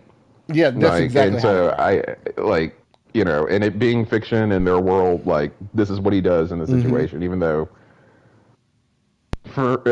for me, I'm kind of like, okay, it's a bit of a stretch, but okay, I'll accept it. Um, so she turns into McCoy because McCoy gets called to the bridge because oh, maybe I missed it. Oh no, What? I haven't missed it yet. Mm-hmm. No, I'm good. McCoy gets called to the bridge. She turns into McCoy after knocking him out and heads for the Yes. bridge. Kirk and Spock head down to the planet and they encounter the actual Green, Mm-hmm. who has no salt in his body anymore. Who And is after, completely unalived at this point? Uh huh. yep. And after that, they try to question Robert, and then Kirk. This is the first time Kirk mentions that the creature has hypnotic powers. Um, Yes, and he calls up to the Enterprise to call GQ3, which at this point I have zero clue what GQ3 stands for. yeah, that's right. Because they that's my next sentence. They go to general quarters because there's an intruder. So I get the general quarters, and I think But you do they too. Like but they everybody don't go to your call it room. general quarters. He says GQ3 at this Oh, point. maybe I just filled in my head that GQ stood for general quarters. I think you're right. Go to security. It Yeah, that's what he it's said. not until later when he escalates to GQ4 that he says that they state general quarters. And I was just like, oh, that's what the hell that means. Granted, like you could be right that they actually said it then, and I probably just missed it when I was watching this. But to my knowledge, they didn't say anything about general quarters. Got it. Yeah, I probably just have watched way too many uh, Star Trek episodes and just filled it in Yes. Mandela effect style. So yeah, they know there's an intruder. They go to GQ3, which is something that'll never happen in Star Trek again. Also, I don't know why there'd be levels to general quarters. This is just like what non-essential people like. If you're not on shift, go to your room. Is essentially. Yeah. So is it like more non-essential people? The Yeah, level, exactly. the higher level that it goes, like go Go to your or room extra hard. yeah, yeah, like and stay the fuck there until we tell you otherwise. Basically, With GQ3, you just need to be in your room. In GQ4, you have to go to your bedroom and close the door. oh, you need to be asleep. You need to be asleep. You There need needs to to be be asleep. there needs to be a protective force field at your door. Yeah, Like exactly. there's no going in or anyone. There's no anyone coming in or you coming out. That's GQ4. Exactly. GQ3, you can go over to your significant other's Yeah, you quarters can go and next door. write out the crisis. Yeah, you're Yeah. good. Yeah, yeah. GQ4, you gotta be in your place. Nope, your place. So okay, intruder alert. Kirk, Spock, and Crater have a gunfight for some reason. Can And I can I talk about how like crazy these graphics are? I know it's 60s graphics. I truly do. But like the gunfight to me was just like the one on the planet and the one up on the ship was just uh I God, was I don't like even remember the one up on the ship. this is what's going to be difficult for me. That's the one that's later in the episode when they Okay. finally take down the creature. I was like, this is probably the Oh part. yeah. This is part of the part within the series that's going to be the hardest for me to like logically leap over is like the special effects because man, they were awful. It's helpful that we're watching the remastered, or at least the ship to ship stuff. Looks not 60s, but yeah, like especially like the part where Kirk actually finally caps Yeah, Crater and stuns him, and they just speed up the film I mean like it was that yakety sax. does help.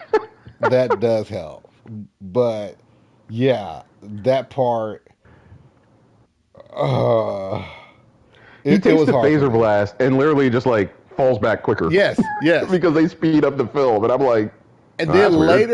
later in Star Trek, when someone's hit by a stun field, they're out. Like they're out. Like they're literally like you could probably like perform surgery on them at that point. Like this is like some grade A uh, uh, Yeah, stuff that like really knocks you out at this point. But they were able to talk to him, and he was just like, "Oh, yeah, you're under the effects of the stun effect.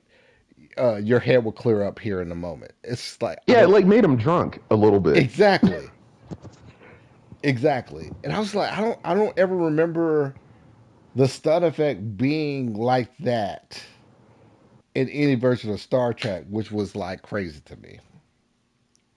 Well, like I said, first episode, they don't even have the Federation yet, so then GQ3 is a thing. And so like I guess they're just iterating. I'll give it a little bit of a pass, but yeah, there's stuff that happens in this episode where it's like, yep, never again. So Crater finally breaks down after, I guess, pulling himself together a bit, explains that the creature is the last of its kind, and at Off Nancy a long time ago, which Hmm. call back to the shipments dropping, he started ordering less stuff, and basically he's been taking care of it, and we go to GQ4 because it's real Which, this time. yeah, I was like, is this like, are they doing this like DEF CON? Like how I like think so. DEF CON 1, DEF CON 2, DEF CON 3? But I was like, at 4, I feel like this is like a certain level that should be. So what's 1 and 2? And then by that Yeah, well, token, what's 3? having a scale in a show and not explaining what the scale means, Hmm. it just makes it gibberish. Like It I don't even makes know it why the complete line's in there. gibberish. And the fact that it's never revisited. This is like the second or third thing that we've come across. Like in the last episode, there was that giant laser cannon that they used to Yeah, bust open the yeah, door. Like this is another thing that like yeah. never comes up again, and it's like, oh, I don't know what it means. I mean, I don't need to know what it means necessarily to enjoy it, obviously, but It's I'm just also like, weird. yeah, just like, okay, this is strange. Okay, cut to a staff meeting. Yay! The first So staff we're meeting hunting. of all of Star Trek. No, it's the second one. No, no, Oh no, no, oh no. no, the first one that's This is the aired. first episode that aired. So this is the very first staff meeting that ever happened in Star Trek. That's true. That's true. So they're talking about hunting the creature, and they're in the room with the creature because Hmm. Bones is the creature right Hmm. now. Crater can see the creature in any form, but won't confess and won't help them find the creature. Um, Which should been more of a situation that should have been discussed more. Like, why won't you help us find this creature that's unaliving my crewmen? Like, I feel like that should have like been grounds to be like, okay, we're putting it in an interrogation chamber, and we're gonna figure out what the hell he knows. Because at this point, you are you are an accessory to all Yeah, these exactly. unalivings that's happened on my ship. So at this point, you should not be free. You should be put in the brig, and we need to have conversations with you. At least that's the Yep. way that I took that. I took that as well. This whole conversation. Actually, you know what? You can hit it again. There are four lights. Oh, really? Oh, Yeah. wow. Okay. I'm Yeah, I'm thrown off. surprising you with it, so take your time. Yeah. Make sure. Oh, I'm sorry. Hold on. I was prepping for something else, so that threw me off. Okay. There are four lights. I hate this whole conversation that they're having. None of it makes sense given what's going on in the episode. So the creature needs salt Yes. and was able to live on salt tablets. Yes. Also, there's salt on the ship that's not in people because we saw it Yes. in a salt shaker. Yes. And they're baiting traps with salt. Yes. And the creature has the temerity to say, well, once I've eaten, then I'm good. You know, like, Yes. I'm just Mm-hmm. eating all this out of desperation. And I'm like, wait, Mm-hmm. but Mm-hmm. why are you taking salt out of people's bodies if A, you still have salt tablets, as Mm-hmm. established in a prior conversation, and there's other salt on the ship? Why are you killing people? And why are It, you still killing people after the you've eaten? motives of the creature at this point makes absolutely no sense, and this is like a really good therefore life moment. I'm I'm completely proud of you for this one because you are completely correct. At this point, this creature has fed on Multiple people. multiple people, And and tried to feed on more people that she just didn't get to yes, finish with. yes. So it's the hunger should have been satiated at this point. It wasn't like there have been hours or even days between feedings to the point that like she needed to feed. Well, we don't even know if it's a she. It's more of a Yeah, them they yeah. type thing. Like we don't even know if they needed to feed again. So, but in this particular situation, you want to point out the fact that like, oh, once I fed, I'm good. Like, granted, like yeah, she's talking like McCoy. They're Yeah. talking like they're McCoy, so like saying it in an offhand comment, but they still use the point of like once the creature has been fed, they're good. Yeah. And also, no one seems to pick up on the fact that, A, we know the creature is a shapeshifter. McCoy is talking like it's the creature. And Kirk is just like, and Spock are like, interesting assumptions, Doc. How did you come about this information? Uh, Why do you think this? okay, I This is can't explain this information only the situation away. creature would know. I cannot explain this situation away. You are completely correct. The fact that you've like that you're in a profession where stuff like this can and will happen at some point would have made you like be taken aback a bit and be like, wait a minute, like Yeah, at some point you would realize you're in the room with the creature. Like the fact no one didn't get up and stun McCoy with a phaser mid conversation is wild to me. And then there's this whole conversation about the creature needs love and affection and likes the loving memories of people, and somehow that controls the shape shifting and the hypnotic powers. And who so she? it did try to point this out earlier that it's drawn in, and that's what happened with Uhura and why uh, Okay, they were able to shapeshift, or I don't know if it's a shapeshifting or just like a mind altering thing. That the person that they were looking at was this person that Uhura was thinking about, or has always been thinking about, I should say. So it's drawn to where you have like strong emotions or thoughts about a particular being, because that's what's used as the predatory way of like getting you to within that sense of like you're fine until the creature like finally got you in their snares to be able to feed on you and get the salt out of you. Got it. But also, they could just eat salt still, right? One Because hundred that's what percent. they'd been doing. One So hundred you percent. don't have to Yes. do any of Yes. that. Yes. They could have went into any room and went to a replicator and said, "Hey, salt tablets," and used that instead. 100%. Yeah, because the creature hasn't unalived Crater Hmm. yet because they had salt. And so the whole thing where they're trying to exposition dump and make this thing make sense, it really feels like they had written it, were shooting it, and realized, wait, none of this makes sense. Let's try to have something here at the end that kind of Hmm. explains it and pieces it together for people. Yes. And then that explanation makes absolutely no sense either. Yes. Because it's like, okay, well, if it's satiated, why doesn't it reveal itself? That's the last thing that I have in this. Why is the assumption that these Starfleet officers are just going to phaser this thing until it is alive no more the minute it finds it? Like, it's so afraid of being captured by these To folks that it. to your point, there's no such thing as Starfleet at this point. I know there's no such thing as a Federation, but I thought they were in Starfleet. Okay, maybe not. They didn't point out that that's a rule, like that they Oh, that's a don't good point. completely Yeah. unalive a being when they first meet them. Like so, like There is a basic assumption here that they are hunting to unalive this creature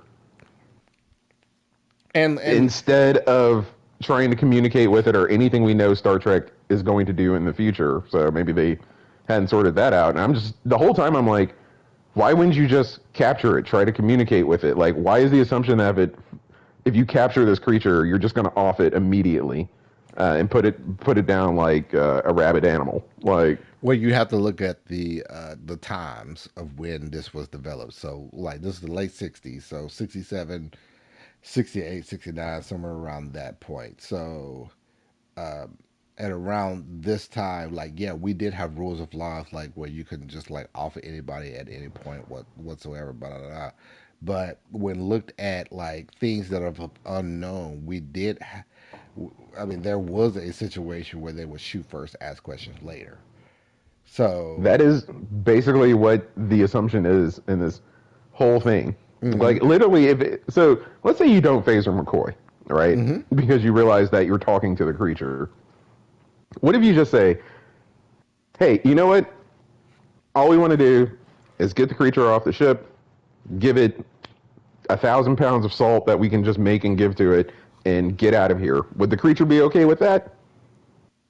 Seems no, like the no, episode would end right there. probably not, because they did point out the fact that the creature does need like beings to interact with. You and creature and Crater can go back to the planet with a ton of salt, and we will. That's it. Was Kratos still alive at this point? Yes. Because This he whole gets conversation, he's sitting right next to the okay, yeah, creature. yeah. 'Cause I'm like at this point he gets out alive at some point. Yeah, we're getting to that. Okay, But no, that. okay, So you're right. going back to what I was saying earlier, I'm trying to save the four lights moments for me, I guess, around writing and stuff because the Uh huh. 60s stuff, I think we're gonna nail each and every time. But this one for me, I was just like, they didn't think through the character, and you mentioned it earlier, the characterization of this creature at all that much, and it's the first ever episode of Star Trek. They didn't establish any type of rules for this character. That this was the rules that they had to like abide by within all scenes. They literally just made it to where this creature can do whatever is needed to make the story go forward. Deus ex machina. Yeah. And this is a very poor attempt to try to retroactively put some rules in and be like, oh, Mm-hmm. yeah, and that was the mystery. And it's like, Mm-hmm. well, it still doesn't make sense. Well, anywho. Um, so they send. I can't remember. The creature and Crater need to go to sickbay for some reason because I think to your point, they're going to try to like make Crater true serum. Was it true Yeah, serum? it was true serum. They Okay. wanted to give him true serum because he wasn't being forthcoming with what he was talking about, and the entity that was playing Dr. McCoy was like, I normally don't like to use that, but in this situation, like we basically have no choice but to use this.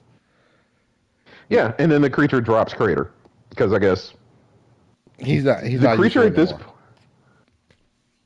Yeah, well, the creature is so afraid of being captured for a non-established reason that, to your point, is just, I guess, 60s morality. I'm just supposed to get it.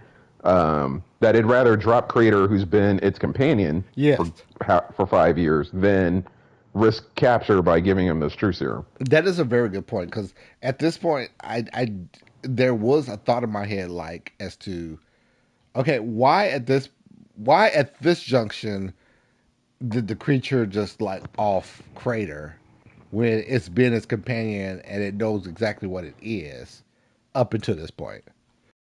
Right. That's the only way it makes sense, but no one says that out loud. Yes, yes. Okay, so we got a full-on emergency on the ship. We don't go to GQ5 though. GQ4 will cover this, I Oh guess. no, GQ4 is Uh, the highest level of GQ that you can get. sure. I mean, we rate these episodes on a de facto 1 to 5 scale, but the GQ can stop at 4. Nope. Four. Four is the highest. Nope. You can't. There is no five. There is no six. Nope. Nope. Four is the highest you can go, sir. Nope. Amazing. So what is it? What is GQ5 then? What, you're strapped into your bed? You can't even move around your own quarters. Like It's kind of like when there's a tornado warning and they tell you to get into an interior room or closet. yeah, but that's like hunker down and you still have the option to leave said room. Fair. No clue. I just the danger escalated, but the GQ level didn't escalate. So to Oh your man. point, we're probably at the highest Oh, I'm just gonna GQ let you level. know. Throughout the rest of these rewatches, GQ is gonna be a known thing going throughout. Like if there's a situation that requires like a general quarters type alert and they don't do it, I'm gonna be like, so we couldn't get a GQ1, GQ2 in this situation. Like Yeah, I know. I'm just gonna let you know, this is never gonna stop. Yeah. Also, if someone can give me the directions to Wrigley's Pleasure Planet, that'd be It's good right as next to well. Riza. Right next to Riza. Oh God, that makes it sound much more tawdry. Because Rise is like we're a tropical locale where we just have fun. Wrigley's Pleasure Planet is like, oh, if you're coming here, you know what you're coming for. Oh no, this is you know why you're coming here, okay? All right, as soon as Yeah, you beam down, this is all it is until you beam back up.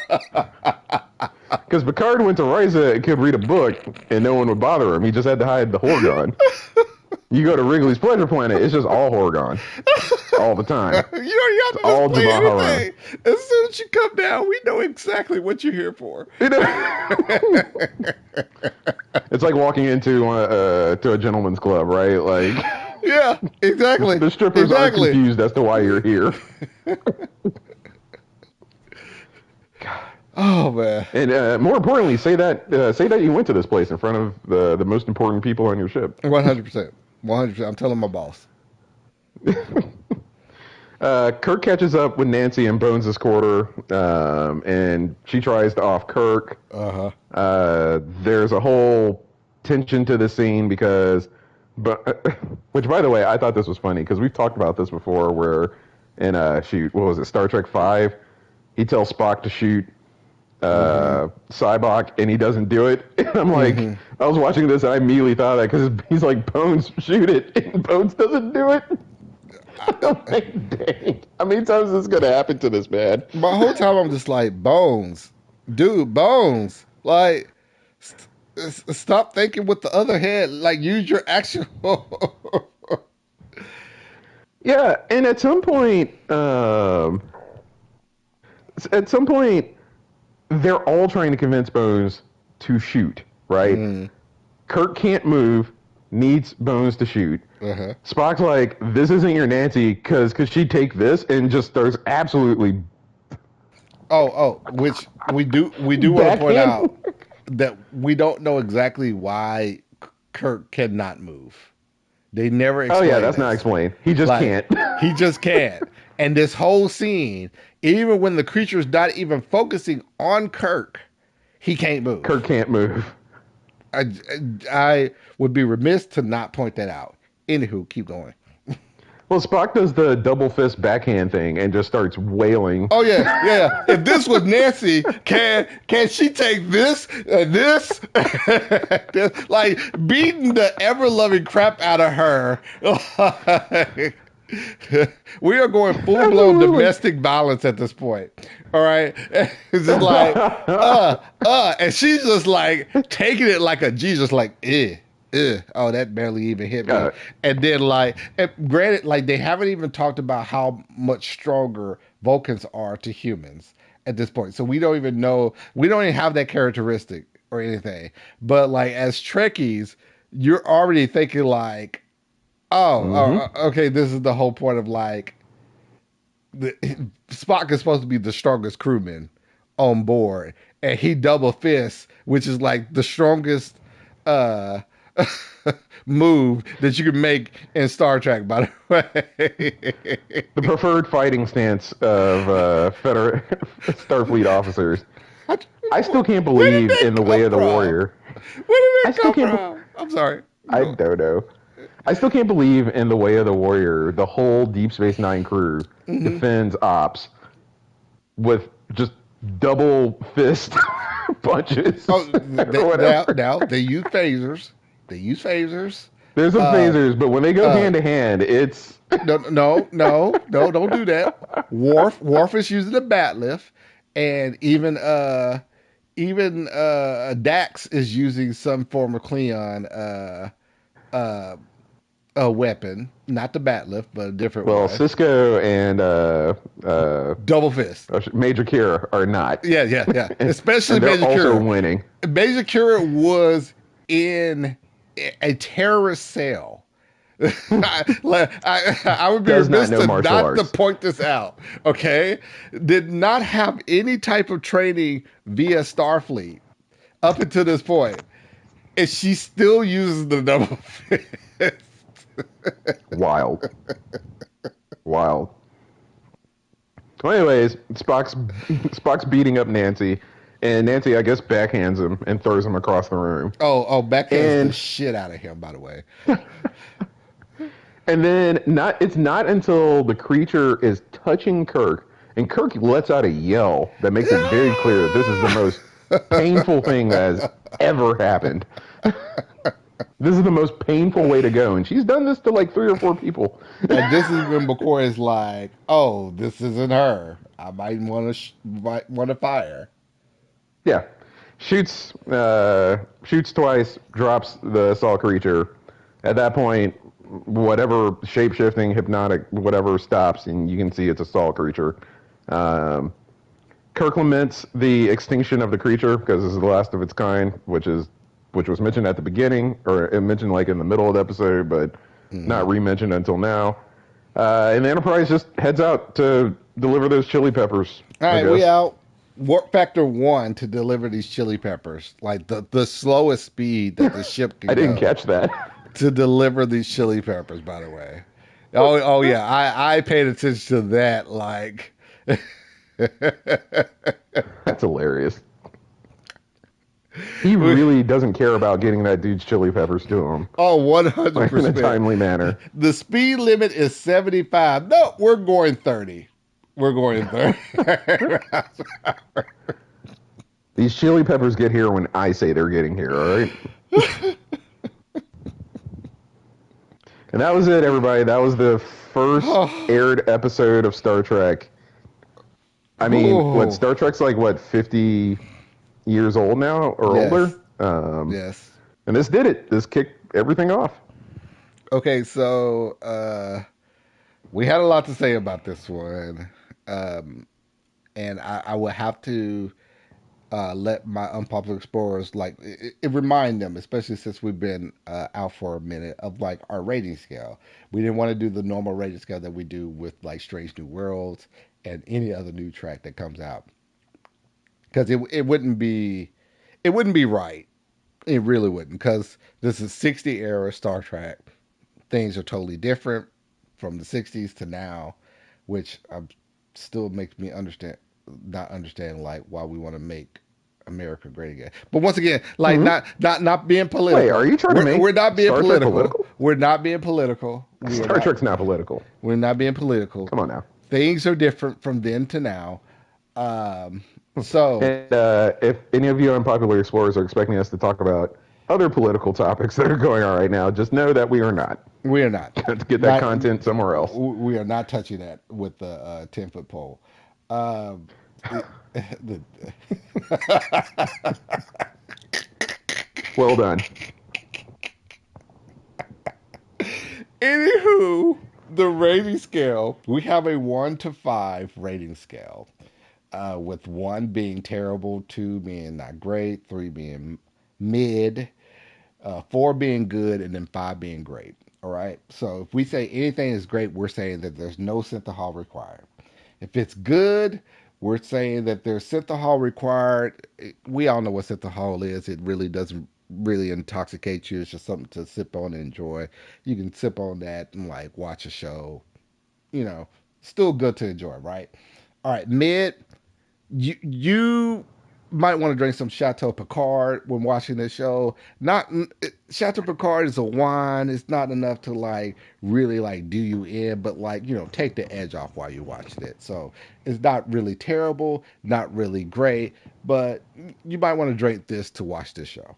All right, and then if it's not great, oh yeah, you want to break out the Romulan ale. Like you're gonna need some strong to get past this particular episode, okay? And then if it's just terrible, a 1 out of 5, like, dude, we need to break out the barrel of blood wine. Like, we need the strongest substance that we can think of to make it past this episode, okay? So that's our rating scale. With that being said, Patrick, what did, did did I change your did I say anything that changed your mind about this episode? I probably should say that. I don't think so. I think we were very aligned on certainly the sexism Mm-hmm. that we saw. Yeah. I think we were together. Like we're not big plot hole folks, but like the part where the writing and the plot, it just doesn't quite work. I will say this to redeem it a little bit Mm-hmm. because I don't think I dropped at all where I'm at. There are moments in this episode of real suspense, and they worked in a little action into I the would agree. episode, Yeah, I would agree. and there is a mystery in the episode. Like Mm-hmm. if you're watching it for the first time, like you're not, especially since they don't explain the creature's power set completely. You don't really know what's going on, and when they solve it, there's actually a bit of a catharsis of like, oh, okay, we know what's going on now. We got to go save McCoy or something like that. Yeah. So it's got some positives with it, but for me, that whole meeting room scene kind of iced it for me. And the fact that the creature kind of meanders around the Enterprise aimlessly, and it made for suspenseful moments, but I also was kind of like, it's not that suspenseful for Mm-hmm. me. That led me to reach for the Romulan ale to get through this You episode. And reach I think for the Romulan L on this one. yeah, it feels wrong because it's the first ever episode. Maybe I tell you what, I'm gonna do something special this time. Okay. I'm gonna bump it up to the Chateau Picard because you know what, it got the job done, and there's so much Star Trek to watch now that I can't be that disrespectful to it. Like Okay. it Okay. You feel good with that. yeah, I gotta plus it up because it kicked off the whole thing, and has kept Star Trek on the air for who knows how long. So despite how I feel about the writing and stuff in it, I think I gotta give it another level because of that.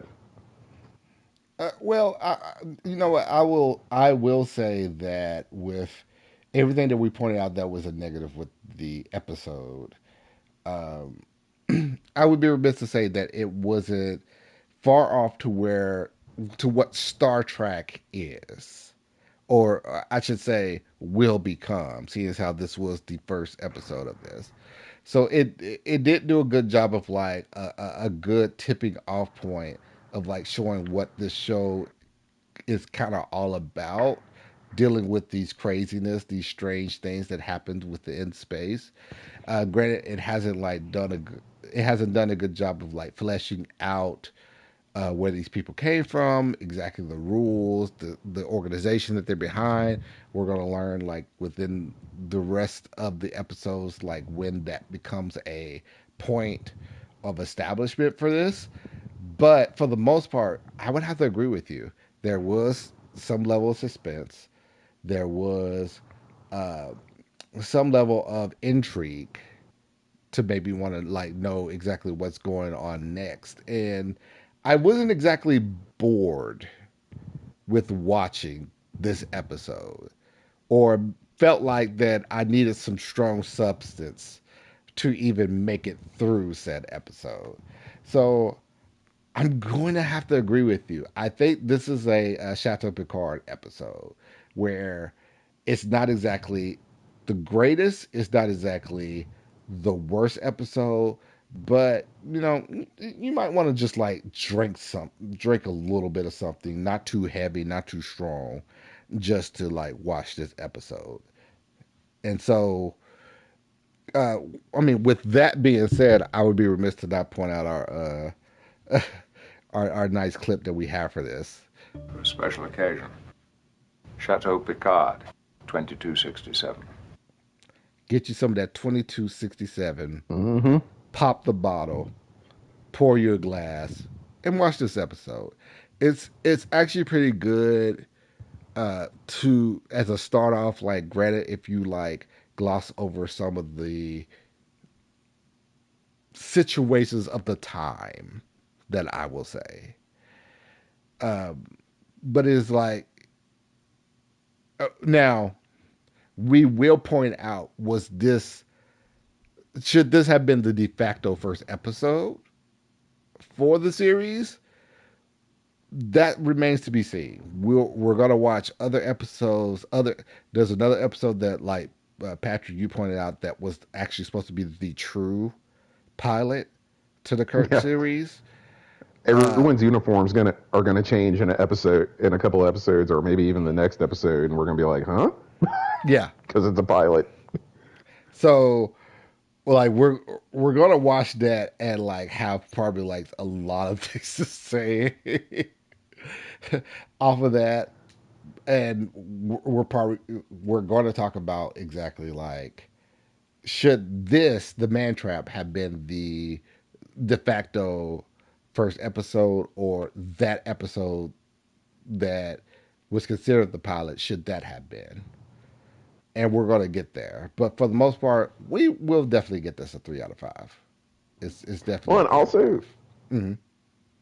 also, I think I didn't write it down. I think I graded the Cage higher than this, um, Oh, you did you really? if I'm not mistaken. Did you? Well, I guess I'll have to go back and listen to it. I thought I did, but in that, when we have that conversation, it's going to be a great conversation. Which one was better, the Man Trap, uh, where no one has gone before, I think is the name of that episode, and Mm-hmm. the Cage? Because I'm kind of like, how could you watch the Cage and then come back and watch this and be like, okay, this is the first one we roll out? I mean, maybe you're just trying to. I don't know. Like, I don't really know how television works. So That maybe they were is just like, well, we know we got 30 episodes, so we'll just roll out a mid episode at first just to get everybody in the world. I don't know. that is actually a very good point, and we will probably need to touch on that when that time comes around, when we finally watch the first true pilot. and then like talk about the man trap and then the cage, and like really like dig deep into what really should have been the actual pilot and why. So you got a good point there. I'm glad you pointed that out. Yeah. If we end up landing on the cage, that's going to be us basically being like, Star Trek history should be completely different because we basically be like, Jeffrey Hunter is our captain. So, Yeah, but once again, also at the same time, we didn't grow up in that era, so like our opinion or thought on that would be could possibly be totally different than what uh, people at around that time would actually want to watch. right. Very true. Ooh. Yeah. Very, and especially who's making the decisions in a very non diverse. Hmm. You Yeah. you Yeah. had a strange Mm. track idea, didn't you? It, yeah, I caught that. I caught that because I think I was right there with you. We'll discuss that more offline. But All right. Sounds good. but okay, I'm gonna leave this right here. So we both gave this a 3 out of 5. Shout to Picard. Pour you a glass. Watch this episode. Really not that bad. Really not that great. But you we can let some of these inconsistencies slide a bit because I wasn't exactly bored with watching this episode. So we're gonna leave this right here. Thank you all for joining us again with this unpopular rewatch of Star Trek, the original series. The episode 2 within the pantheon, but really the pilot episode in real life. So, Patrick, did you want to say anything before we sign off? Nah, I'm just looking forward to doing all this. So, having fun. Well, with that being said, we're going to end with a wonderful Star Trek, with a wonderful Picard, I should say, quote that we normally end with. It is possible to commit no mistakes and still lose. That is not a weakness. That is life. Remember, that is life, people. Keep pushing forward, keep working hard, and we will be here next time for another unpopular rewatch of Star Trek, the original series. Have a great and wonderful week.